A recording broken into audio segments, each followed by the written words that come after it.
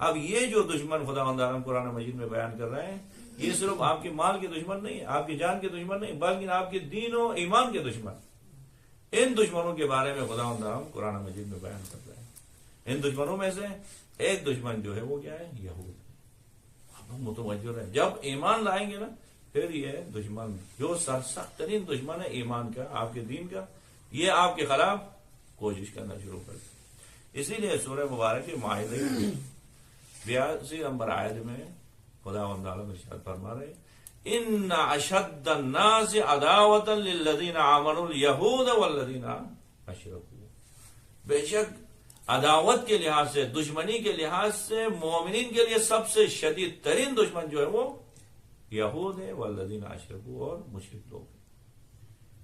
بہت اہم پیغام ہے۔ خداوند عالم قرآن مجید میں کہہ رہے ہیں، ان اشد الناس عداوۃ للذین آمنوا، یہاں کیا کہہ رہے ہیں؟ ایمان والوں کے لیے دشمنی میں سب سے زیادہ شدید لوگ الیہود ہیں، والذین اشرکوا، اس کے بعد مشرک لوگ۔ اب آپ نے ایمان لائے تو آپ کے ایمان کے دشمن ہیں، یا آپ کے جان کے دشمن اور مال کے دشمن نہیں ہے۔ بے شک وہ مال بھی آپ کو دیں گے، جان بھی آپ کے لیے بڑے آسائش فراہم کریں گے، نہیں، وہ آپ کے ایمان کے دشمن ہیں۔ اسی وجہ سے دیکھیں امام خمینی رحمۃ اللہ علیہ کو دیکھیں، یا آیت اللہ علیہ بروجردی سے آج تک کسی فقیر نے اسرائیل کو قبول نہیں کیا، تسلیم نہیں کیا۔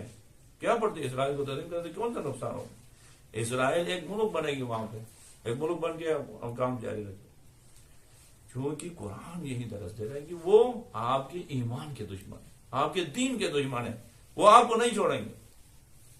آپ کے ایمان کو جب تک فنا نہیں کریں گے وہ نہیں چھوڑیں گے۔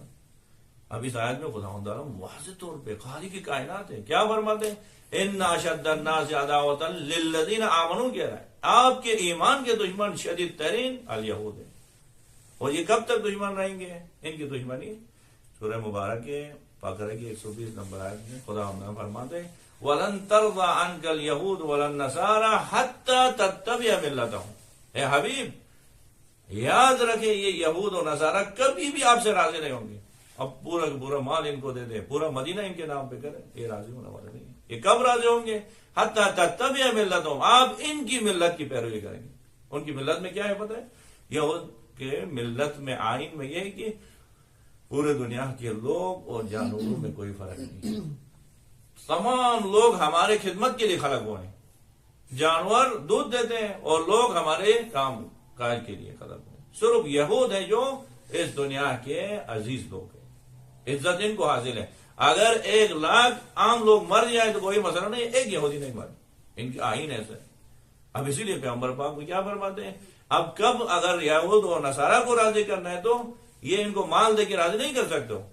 وَلَن تَرْضَىٰ عَنْكَ الْيَهُودُ وَلَا النَّصَارَىٰ حَتَّىٰ تَتَّبِعَ مِلَّتَهُمْ، جب تک آپ ان کی ملت کی، آپ ان کے آئین کی تابعداری نہیں کرو گے، یہ آپ سے راضی نہیں ہوں گے۔ ان کے آئین عجیب ہے، آپ جب یہود کے آئین کو پڑھیں، یہ کہہ رہے ہیں کہ اگر مکھی کیڑے مکڑوں کی بھی کوئی حیثیت نہیں ہے، اس سے بدتر وہ لوگوں کو کہتے ہیں کہ ان کی بھی حیثیت۔ اسے آنکھیں بند کر کے ہمارے لیے اتنے سارے مسائل ہیں اس وقت اسرائیل کی مخالفت میں، اس کے باوجود رہبر معظم ہمیشہ ہر بیان میں، ہر خطاب میں ان کو مذمت کرتے ہیں۔ کیوں کرتے ہیں؟ کیونکہ ان کی آئین ایسے، وہ کہہ رہے ہیں کہ یہ سارے ہمارے غلام ہیں، یہ ہمارے نوکر ہیں، ہزاروں لوگ قتل ہو جائیں کوئی پریشانی نہیں۔ اسی وجہ سے دیکھیں آج غزہ میں کتنے ظلم بربریت ہیں، زمران میں کتنا ظلم کرتے ہیں، اور ان کو کوئی پریشانی نہیں، کیونکہ ان کے آئین ایسا ہے۔ اب اگر ان کو خوش ہی کرانا ہے تو کیا ہو جائے، آپ ان کی آئین کو قبول کریں۔ آئین میں کیا ہے؟ پھر کہیں کہ یہ سارے ہم سب ان کے غلام ہیں، خدمت گزار، جانوروں کی طرح ہم ان کی خدمت میں لگے ہیں۔ یا خداوند عالم کیا کہتے ہیں، اگر ان کے ساتھ مقابلہ کریں گے تو مقابلہ کب تک کرنا ہے آپ کو اس دشمن کے ساتھ؟ سورہ مبارک بقرہ کی 217 نمبر آیت میں فرماتے ہیں خداوند عالم، مقابلہ وہاں تک کرنا ہے، وَلَا يَزَالُونَ يُقَاتِلُونَكُمْ حَتَّىٰ يَرُدُّوكُمْ عَنْ دِينِكُمْ۔ یہ اسرائیل کب تک آپ کے ساتھ مقابلہ کرتے ہیں؟ آئے ان کو تسلیم کرو گے، اسرائیل کے لیے پورا فلسطین دو گے تو راضی ہوں گے؟ قرآن کہہ رہا ہے، خالق کہہ رہا ہے، جس نے ہمیں خلق کیے وہ خالق کہہ رہے ہیں، یہ آپ کو چھوڑنے والے نہیں ہیں۔ اگر فلسطین لیں گے تو فلسطین سے آگے بڑھ کے عراق کو لیں گے، عراق کے بعد ایران کو لیں گے، پاکستان کو لیں گے، نہیں، جب تک آپ سب کو نہیں لیں گے۔ وَلَا يَزَالُونَ يُقَاتِلُونَكُمْ، یہ آپ کو قتل کرنے سے باز نہیں آئیں گے. ولا یزالون کیا ہے؟ دائماً آپ کو مارتے رہیں گے، دائماً آپ کو قتل کرتے رہیں گے.